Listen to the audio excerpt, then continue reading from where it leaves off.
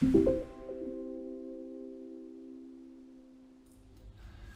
guys, it's Toby Morrison here, and in today's video I want to talk about illness identity. And this is a very powerful conversation. I'm going to share with you a personal story that I went through this actual problem that was actually hugely holding me back in my recovery, which I had no idea about until I looked back on the lessons. And so I want to share this with you because you might be in a similar position and it might be really holding you back. I just want to say two things though before we get into it. One, if you're in this situation right now, it's not your fault. It's a very tricky situation, and in a way the system has let you down. It's not your fault that the medical system hasn't been able to support you in the practical ways that you most likely need. And what you're going through is 100% real. You're not making this up. It's not in your head. You're not pretending anything. And it's kind of sad because even today when I go out and I meet new people, they say, "What do you do?" And we say, well, we help people really who are suffering with chronic illness start living again. We help people get healthy. And they say, "Oh, isn't chronic illness and like chronic fatigue syndrome, isn't that a mindset thing?" And it's like, well, no, it's a very physical, neurological illness, but it affects people emotionally. And I say, well, imagine if you couldn't live the life that you're living right now and you weren't able to do that anymore. Would you be pretty upset? And the answer is yes. And I go, well, then, there you go. It's a secondary thing. It's not a first-hand thing. And so I just wanted to share that with you before we get into today's video because, yeah, it's tough, right? What you're going through is extremely tough.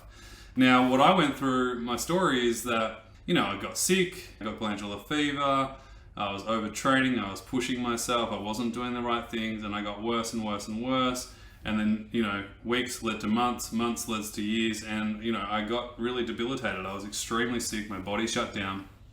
And, we went from doctor to doctor, we had hundreds of blood tests, and eventually after I think it was a year and a half, I was finally diagnosed with chronic fatigue syndrome.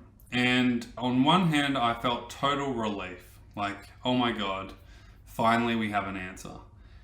And then within minutes, I felt total despair because I said, great, I was very proactive. I said, "Doctor, well, what do I do now?" And he said, "Well, there's not much you can do." And I remember just feeling so much despair. And I was 16, right? So I was still at school and I was pretty unwell. So I missed about 246 days of school in a row. I won an award for the most days off school, which I kind of laughed at. Luckily I didn't take it too sensitively. But a crazy thing happened. As I was getting better, and there's a backstory to CFS Health, the reason why we do what we do is because I didn't want to let anyone else have to go through what I went through on my own.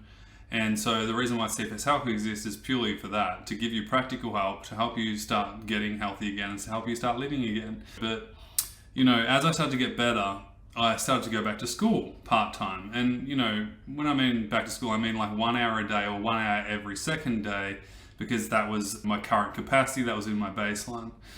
Now, those days that I went to school, I felt an immense amount of pressure to explain my situation to everybody. I felt judged, I felt a lot of shame, and I wasn't the healthy person that most people knew of me to be. And so you could tell that I wasn't that well physically. And I remember going to school those days and people would ask me how I was. And I would tell them, I'm not great. Things are so hard. There's no cure for this. I don't know what to do. I'm feeling shit today. And I would just constantly recycle and, rehearse how bad I was feeling. But I felt like I had to. I felt like I needed to let them know the reasons why I wasn't the way I was. And a crazy thing happened. One of my teachers, Georgia Pavlo, big shout out to Mrs. Pavlo, she said to me one day, she said, "Toby, attitude makes altitude. And you really do need to, keep focusing on a good attitude." She was so nice though. She was the loveliest teacher. And then another teacher said to me, you got to work on visualization and positive thinking and all that kind of stuff. And at the time, I didn't really understand what they were talking about. And by the way, I'm not saying that positive thinking will cure you. But I think positive thinking actually isn't helpful at all. Pretending that you're fine when you're not fine isn't good, but there is something about mental rehearsal that can be so powerful, and you're going to learn exactly why in a moment.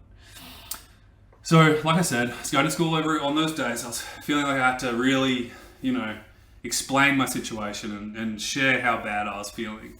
And of course, that didn't feel good. I felt the same, if not worse, every time I did it. There's like this heaviness to it.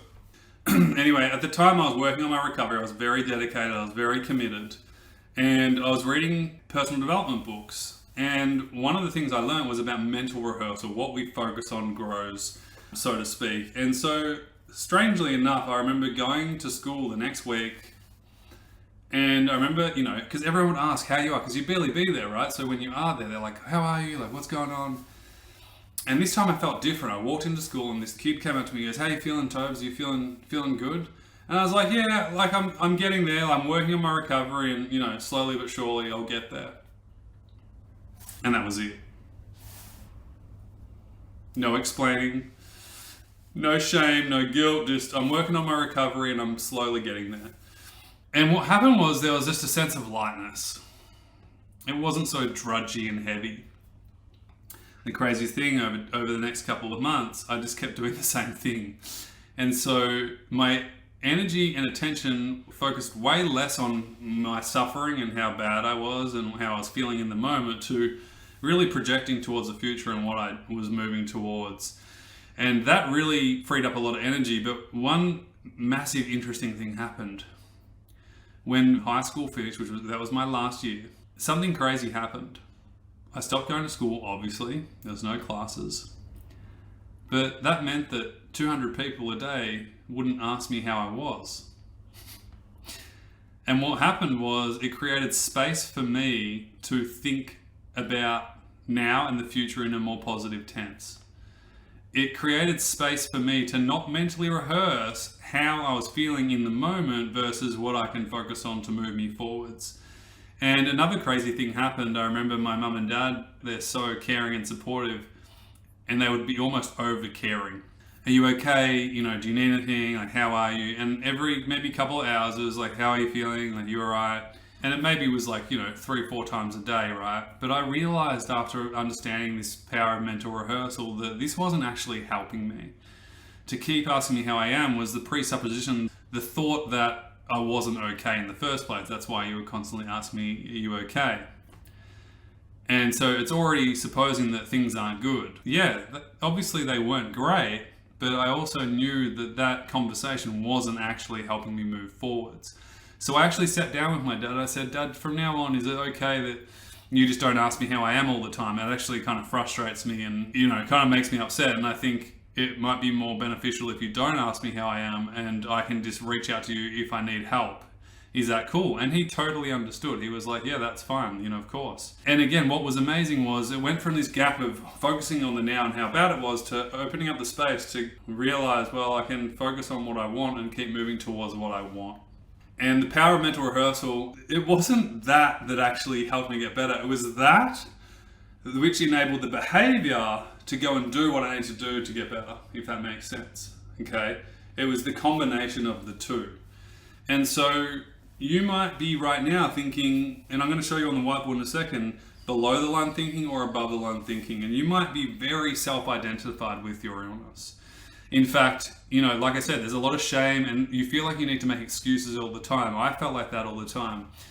And it was exhausting, but it wasn't helpful. Even though I felt like I had to do it, it wasn't helpful for my recovery. It kept me stuck for a long time. And so if you're someone right now who's really self-identified with your illness, my invitation to you is, do you want to keep doing that? Or would you like to do something different? Because I'm telling you, I could have stayed like that for years. And if I stayed like that and mentally rehearsed like that for years, I would have done the same behaviors, which would have made me stay in the place that I was. Instead, when I shifted the focus and shifted my mental rehearsal to what I wanted and what I was moving forwards to, it created the space, the actions, the behaviors that helped me move forwards towards that too. Okay? And so I want to share with you on my screen right now, you'll see this above the line, below the line model, which was actually part of our in-house retreats that we held for our members recently. And let's say that, the illness identified Toby was, I'm struggling. It was, you'll relate to this one. Hands up if you said that. It's not fair. Another one was, why me? Again, just kind of saying statements like, there's no cure. You can see how all these are quite sticky, stuck situations and not really that helpful either. I feel like shit. Excuse the French, but you know what I'm saying? Like how many times have you said this to people? And I'm not saying to pretend you're fine, but what would it be like if we changed the focus and we started really having a different conversation? Like, I'm working on it. And you obviously need to be able to say this if you are working on it. You can't lie. Like, if you say you're working on your recovery and you're doing nothing for it, well, then that's not being honest. But you can see here we're in the green. Above the line thinking is above the line. It's helping us move towards what we want. Slowly but surely. And again, you can just use these statements if you like to help you. I am getting better. And you could add, I'm getting better at my own pace. I'm seeking support. I'm recovery focused. And so you can see the difference here. If there was a conversation to be had, the green feels a lot better. The green moves you more towards what you want, and the red really just keeps you stuck. And I just see it so often online. People just so stuck in the identity of the illness. And I just want to say this, you are not your illness. You are not. You are not your illness.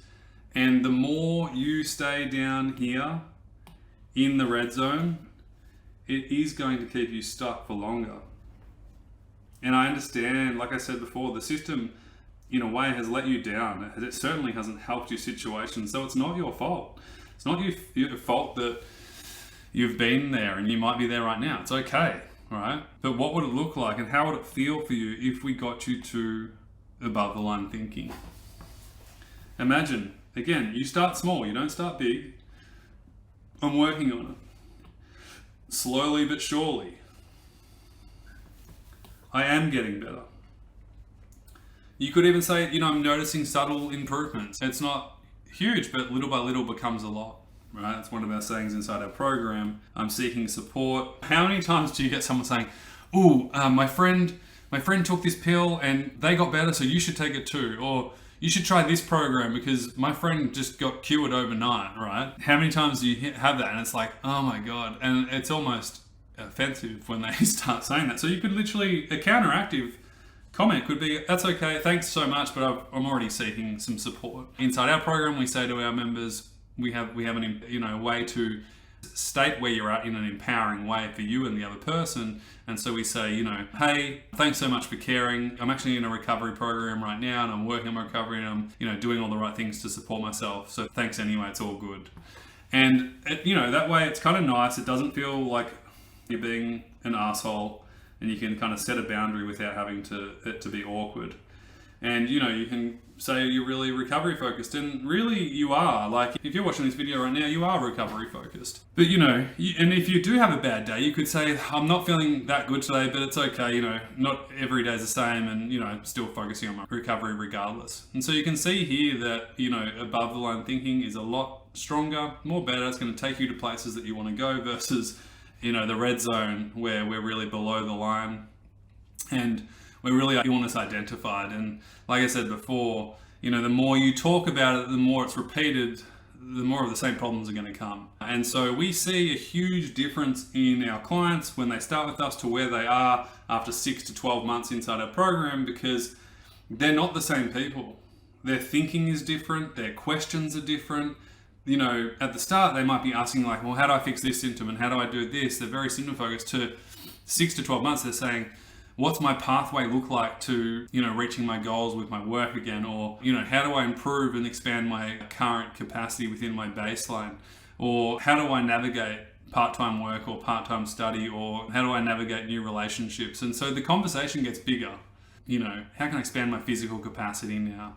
It's not focusing on what was, it's focusing on what is and what I want in the forwards future. So I hope this video helps. Again, if you're there right now, it's okay. This is a perfect time to learn and potentially apply some of these teaching. I'd love you to apply it for like 2 to 3 weeks and just try it on. Try the above the line thinking on.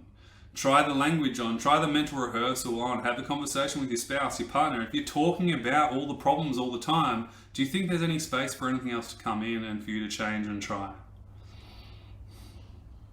So my hope for you in this video is that really this can be a powerful experience for you, and a really powerful change and transformation to help you go from the red into the green zone, so you can expand your capacity, move forwards. Of course, we have some really great trainings for you to go through, which are free resources. So we'll leave some links below.